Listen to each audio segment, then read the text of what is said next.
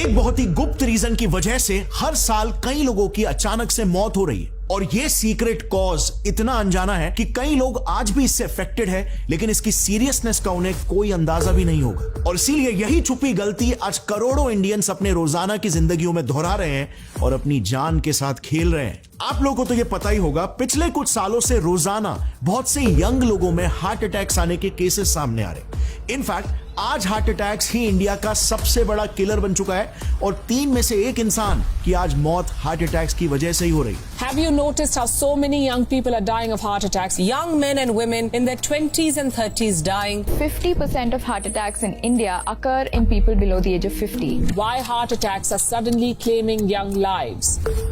अब इंटरेस्टिंग बात यहां पर यह है कि डॉक्टर्स ना अभी तक मोस्टली हार्ट अटैक्स के लिए सिर्फ कोलेस्ट्रॉल को ही जिम्मेदार माना करते थे और इसीलिए इनके सारे सॉल्यूशंस मोस्टली सिर्फ बैड कोलेस्ट्रॉल को कम करने और गुड कोलेस्ट्रॉल को बढ़ाने तक ही सीमित हुआ करते थे, ताकि आपके हार्ट की नसें ब्लॉक ना हो और आपको हार्ट अटैक ना हो। बट हाल ही में जो रिसर्च कंडक्ट किया गया उसमें हार्ट अटैक्स के एक ऐसे गुप्त कारण का पता चला जो कोलेस्ट्रॉल से भी ज्यादा खतरनाक और जानलेवा हो सकता है अगर सही समय पर इसका ट्रीटमेंट नहीं हो पाए तो। इस नए रिसर्च में वैज्ञानिकों ने टोटल 101 हार्ट पेशेंट्स के ब्लॉक्ड नसों से सैंपल्स इकट्ठा किए। जब इन सैंपल्स को उन्होंने अपने लैब में टेस्ट किया तो पता चला उन 101 पेशेंट्स में से करीब 78% पेशेंट्स की नसें कुछ ऐसे बैक्टीरिया ने ब्लॉक करके रखी थी। अब इंटरेस्टिंग बात यहां पर यह है कि एग्जैक्टली वही बैक्टीरिया था जो उन पेशेंट्स के दांतों में भी इंफेक्शन फैला रहा था। यानी कि उन 78% हार्ट अटैक पेशेंट्स जिन्हें हार्ट अटैक्स आए थे उनमें यह एक बहुत ही बड़ा कॉमन फैक्टर था और शायद उन्हें हार्ट अटैक्स मेजरली इसीलिए नहीं आए थे कि वो ऑयली खाना खा रहे थे या बैड लाइफस्टाइल या स्ट्रेस की वजह से हाई कोलेस्ट्रॉल बिल्डअप हो गया था, बल्कि शायद इसका वास्ता उनके दांतों की हेल्थ के साथ ज्यादा था। सो क्या इसका मतलब यह है कि दांत के कीटाणु जो है वो किसी तरीके से दिल तक पहुंच जा रहे हैं और हार्ट अटैक्स कॉज कर रहे हैं? जो बैक्टीरिया आपके दांतों को इन्फेक्ट करते हैं आखिर वो आपके हार्ट को कैसे इन्फेक्ट कर सकते हैं? उन बैक्टीरिया को तो हमारे पेट से होकर गुजरना पड़ेगा और पेट में तो बहुत ही पावरफुल हाइड्रोक्लोरिक एसिड होता है जो सारे बैक्टीरिया को मोस्टली खत्म कर देता है। तो फिर आखिर ये कैसे पॉसिबल है? अब जब इन न्यू फाइंडिंग से डॉक्टर्स अपना सर खुजा रहे थे, एक माइंड ब्लोइंग ऑब्जर्वेशन एक रीनाउंड हेल्थ केयर कंपनी मायो क्लिनिक की तरफ से आया। जब उन्होंने 2005 हार्ट सर्जरीज को एसेस किया तब पता चला कि रफली हर 10 में से 1 हार्ट पेशेंट जो सर्जरी के वक्त मरा था या जिसके सर्जरी में सैकड़ों सीवियर कॉम्प्लिकेशंस आ गए थे, उन पेशेंट्स ने अपने सर्जरी के जस्ट पहले अपनी डेंटल सर्जरी करवाई थी, especially tooth extraction surgery, यानी कि दांत निकलवाना। And we know that patients that have dental problems they may be at higher risk for having more bacteria in the bloodstream and therefore may have higher risk of having an infection on that new heart valve. And infections on new and artificial heart valves is actually quite serious. अब हम दांत तो usually तब निकलवाते हैं जब infection बढ़ जाता है और वो मुंह में फैलने लगता है, राइट? और इसीलिए इस रिपोर्ट के बाद हार्ट डॉक्टर्स बिल्कुल श्योर हो गए कि ये कोई संयोग या कोइंसिडेंस बिल्कुल नहीं हो सकता। एक बहुत ही बड़ा गैप है मेडिकल साइंस के नॉलेज में जिस वजह से कई लोगों की जानें जा रही है।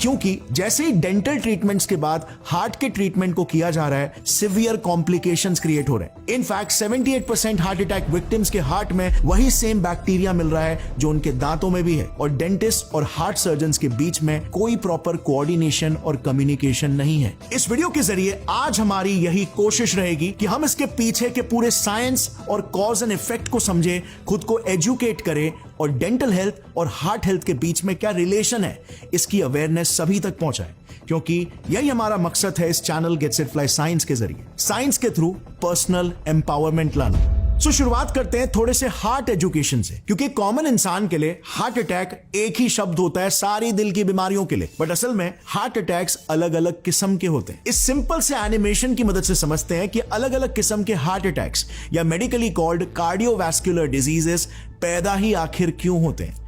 सो देखो, यह है हमारा दिल और उसके आसपास की नसें। अब कई सारे रीजंस की वजह से, जिनमें से कुछ ये है, आपकी नसों में प्लैक या क्लॉट फॉर्म हो जाता है, जिससे आपकी नसें ब्लॉक हो जाती है और हार्ट तक ब्लड सप्लाई रुकने लग जाता है। इस कंडीशन को हम एथेरोस्क्लेरोसिस कहते हैं। अब अगर लेट्स से ये एथेरोस्क्लेरोसिस उन नसों में हुआ जो आपके हार्ट के मसल्स तक खून और ऑक्सीजन पहुंचाते हैं, तो उससे क्या होगा? वेल, ऑक्सीजन ना मिलने की वजह से आपके हार्ट के मसल्स अचानक से सुन्न पड़ जाएंगे और धीरे धीरे ब्लड और ऑक्सीजन की कमी की वजह से मरने लग जाएंगे। अब जैसे ही कुछ अमाउंट ऑफ हार्ट सेल्स मरने लग गए, स्पेशली हार्ट के main pumping chamber left ventricle में, उस पेशेंट को एक हार्ट अटैक आ जाएगा, जिसे मेडिकल भाषा में मायोकार्डियल इन्फार्क्शन कहते हैं। इस कंडीशन में अगर डॉक्टर्स ने समय रहते आपके उस ब्लॉकेज को निकाल दिया और आपके हार्ट मसल्स का ऑक्सीजन फिर से रिस्टोर हो गया, तो शायद आपकी जान बच सकती है। पर अगर लेट्स से पेशेंट हॉस्पिटल देर से पहुंचता है और ऑक्सीजन की कमी की वजह से ज्यादा मात्रा में हार्ट के सेल्स परमानेंटली मर जाते हैं, तो ये हार्ट फिर से रिपेयर नहीं हो पाएगा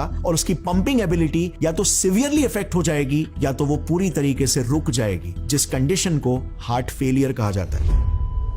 और फिर इसके बाद ट्रिगर हो जाएगा चेन रिएक्शन, क्योंकि बॉडी के दूसरे ऑर्गन्स को भी ब्लड और ऑक्सीजन नहीं मिलेगा, जिससे फिर पेशेंट के दूसरे ऑर्गन्स के सेल्स भी तेजी से मरने लगेंगे और वो ऑर्गन्स स्ट्रोक एक्सपीरियंस करेंगे, जैसे ब्रेन स्ट्रोक हो गया फॉर एग्जांपल। अच्छा, हार्ट अटैक यानी मायोकार्डियल इन्फार्क्शन को भी हार्ट स्ट्रोक कहा जा सकता है। सो अब इस पूरे प्रोसेस में हमारे दांतों का हार्ट अटैक्स में कहां से रोल आता है?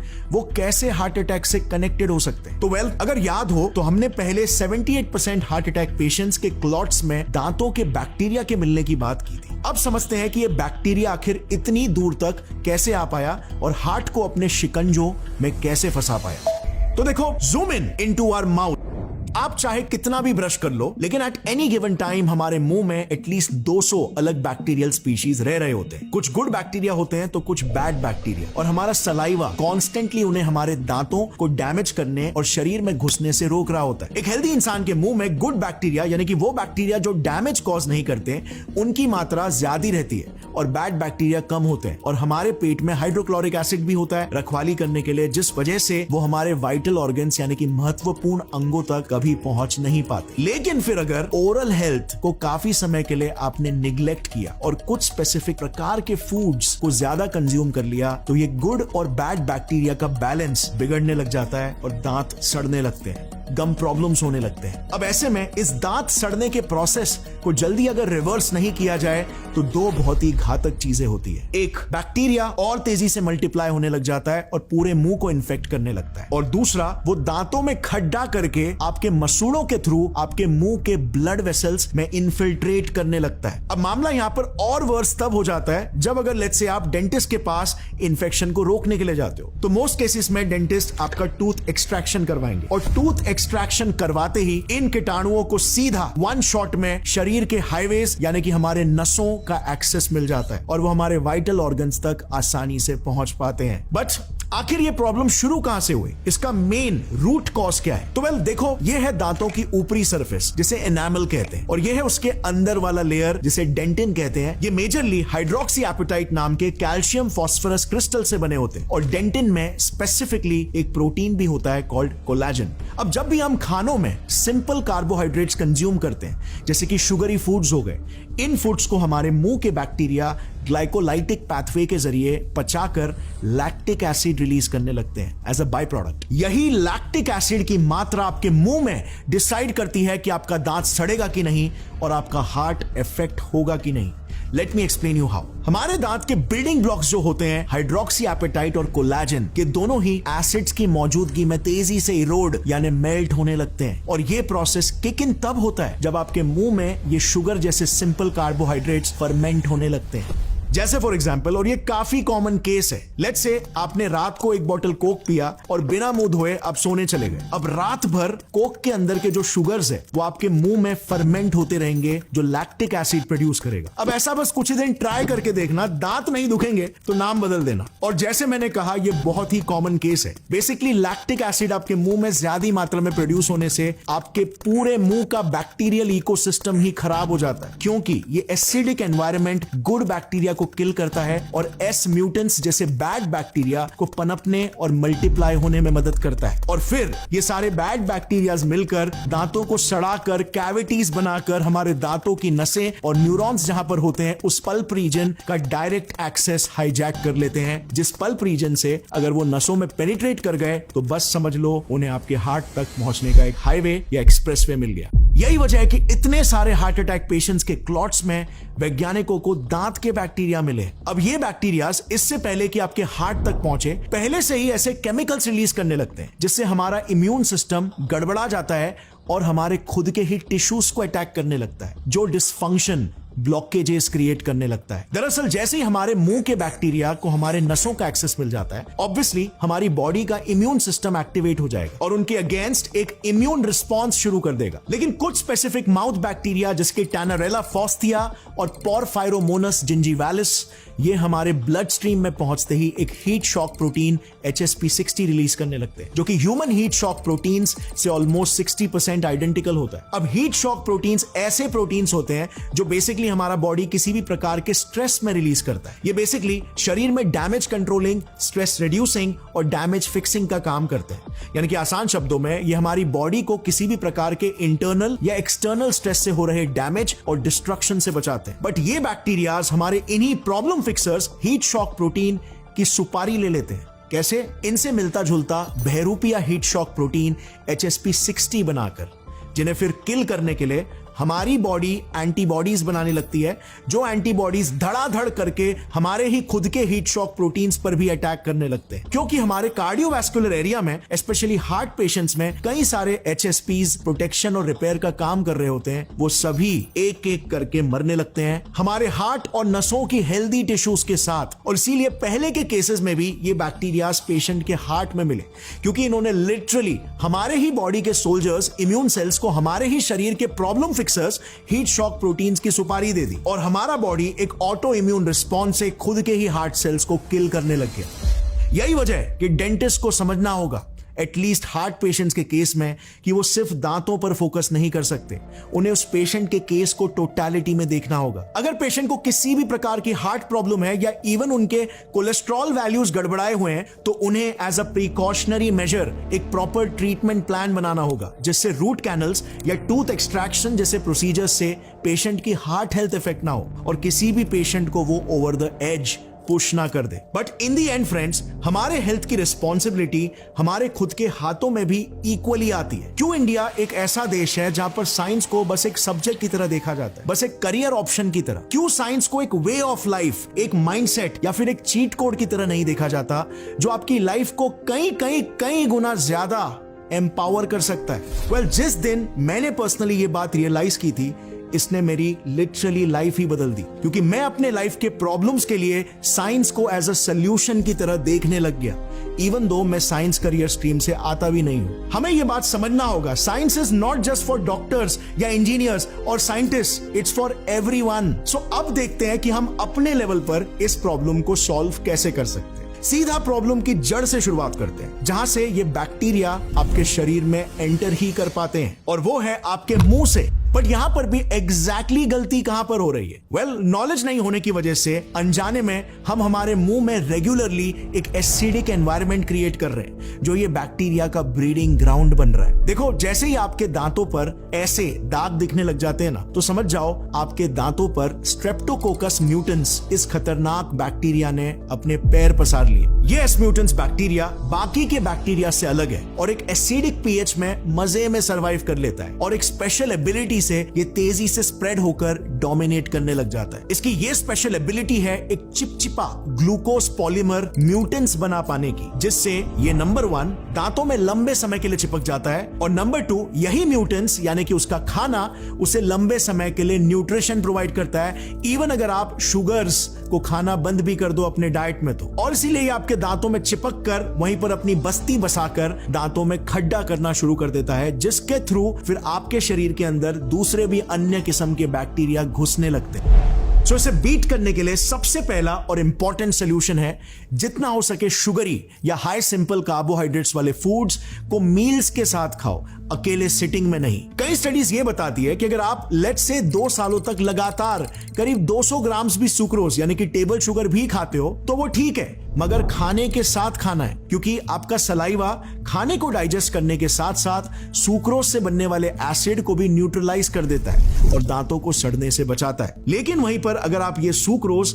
अपने मील्स के बीच में अकेले खाते हो या फिर लेट्स से रात को अकेले खाकर सो गए तो सलाइवा पर्याप्त मात्रा में नहीं बन पाता, जिससे दांतों का सड़ना 3 से 4 गुना तेज हो जाता है। सो बेसिकली ऑड टाइम पे मीठा खाना अवॉइड करो और अगर गलती से खा भी लिया तो अपने मुंह को अच्छे से रिंस करो या ब्रश कर लो। नंबर 2, जितना हो सके सॉफ्ट ड्रिंक्स, इसकी कोक, पेप्सी या एनर्जी ड्रिंक्स को अवॉइड करो, क्योंकि इनमें हाई शुगर तो होता ही है बट साथ ही ये बैक्टीरियाज का काम और आसान कर देते हैं, क्योंकि ये खुद ही बहुत ही एसिडिक होते हैं और माउथ में भी एसिडिक एनवायरनमेंट क्रिएट कर देते हैं। ये पीएच चार्ट है जो इन ड्रिंक्स की एसिडिटी का प्रोफाइल बताता है। इस चार्ट में जितना कम पीएच उस ड्रिंक का उतना ज्यादा एसिडिक वो ड्रिंक है। और कंपैरिजन के लिए हमारे माउथ के सलाइवा का पीएच होता है 6.7 से 7 और आइडियली हमारे पूरे मुंह का पीएच वैल्यू 6.3 से नीचे नहीं जाना चाहिए, वरना एसिडिक एनवायरनमेंट क्रिएट होना स्टार्ट हो जाएगा। नंबर 3, खाने में जितना हो सके कॉम्प्लेक्स और ठोस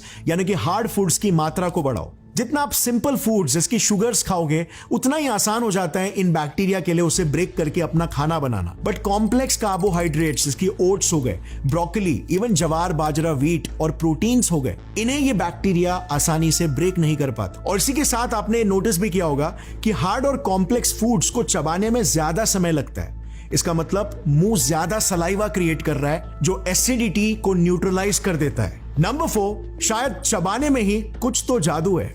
रिसेंटली एक एक्सपेरिमेंट के तहत जब कुछ एडल्ट्स को 6 से 7 ग्राम जाइलेटॉल च्यूइंग गम हर दिन चबाने को दिया गया था तो देखा गया कि उनके दांतों में इनडेंटल कैरीज का फैलना करीब 80% से घट गया और उन सब्जेक्ट्स के पूरे मुंह में एस म्यूटेंट्स की मात्रा ड्रास्टिकली नीचे चली गई। सो यस, च्यूइंग गम्स खाना, specially the ones with xylitol in it, जैसे ये हैप्पीडेंट वाला हो गया, एंटी बैक्टीरियल है। और इवन आप जाइलेटॉल बेस्ड स्वीटनर्स को यूज कर सकते हो एक कंट्रोल्ड मैनर में as a replacement for sugar, क्योंकि इससे पहले तो आपको मीठा स्वाद भी मिल जाएगा, दूसरी चीज आपको एक्स्ट्रा कैलोरीज नहीं मिलेगी और तीसरी चीज आपका माउथ का एनवायरनमेंट भी हेल्दी रहेगा, क्योंकि इसमें जैसे हमने जाना एंटी बैक्टीरियल प्रॉपर्टीज है। नंबर 5, आप 5% फ्लोराइड्स वाले टूथपेस्ट या माउथ वॉश यूज करना स्टार्ट कर सकते हो। सो ये फ्लोराइड वाले टूथपेस्ट क्या करते हैं? वेल, 2 बड़े बेनिफिट्स। पहला तो ये बैक्टीरियोस्टैटिक होते हैं, यानी कि हर तरह के बैक्टीरिया की ग्रोथ को ये स्लो कर देते हैं, इंक्लूडिंग एस म्यूटेंट्स। और दूसरा, ये रीमिनरलाइजेशन एजेंट भी है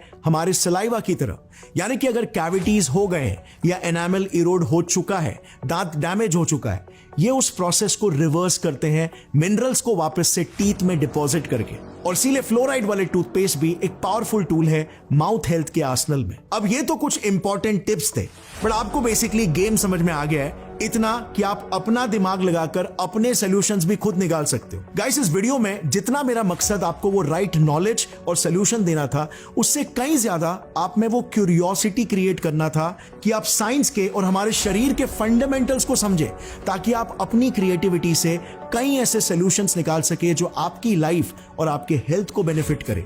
science is all about creativity and creative problem solving, but it all starts from having the right knowledge of the fundamentals, which always starts from developing an ability to ask a question. अब I know heart attacks एक बहुत ही sensitive issue है और एक बड़ा killer भी है, और इसे ट्रिगर करने के पीछे एक नहीं बल्कि एटलीस्ट 14 फैक्टर्स इन्वॉल्व है, जो कि आपको फंडामेंटली समझना ही चाहिए ताकि आप अपने फ्रेंड्स और फैमिली में इसे सही नॉलेज के थ्रू प्रिवेंट कर सको।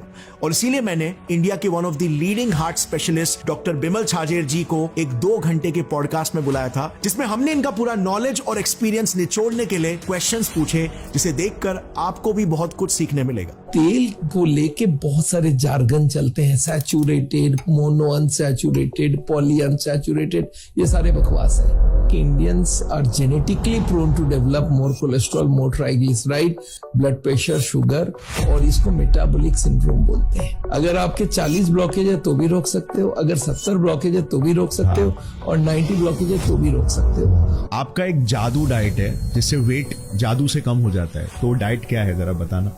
सो यहां पर स्क्रीन पर क्लिक करके वो पॉडकास्ट जरूर देखना। Stay fit everyone, keep questioning and keep learning. जय हिंद।